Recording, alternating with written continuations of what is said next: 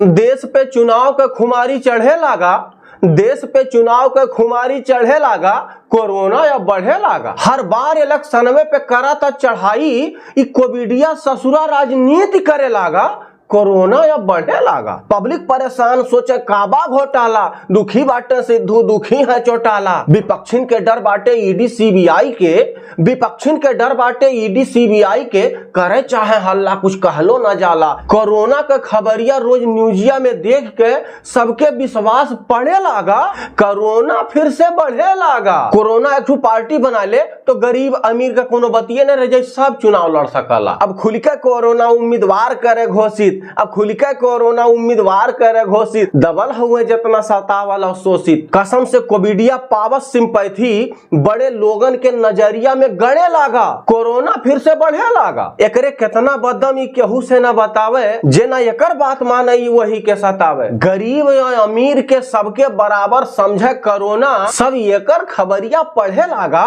Corona फिर से बढ़े लागा। हर बार इलेक्शन में पे करता चढ़ाई, ई कोविडिया ससुरा राजनीति करे लागा, कोरोना फिर से बढ़े लागा। पहले जब बिखियाई तो दुनिया में हंगामा हो गए, गांव और शहर में लॉकडाउन भइल, ऐसा लागा एकर बहनामा हो गए। जब कोरोना के डोज लागल बा 27 ठू, तो डर काहे सबके धरे लागा कि कोरोना अब बढ़े लागा, कोरोना अब बढ़े लागा। देश पे चुनाव के खुमारी चढ़े लागा, कोरोना फिर से बढ़े लागा। हर बार इलेक्शन में पे करा था चढ़ाई, ई कोविडिया ससुरा राजनीति करे लागा, कोरोना फिर से बढ़े लागा। नमस्कार दोस्तों, ये बात समझ में नहीं आती कि कोरोना तभी आता है जब इलेक्शन शुरू होता है। बाकी आप लोग जान ही रहे होंगे।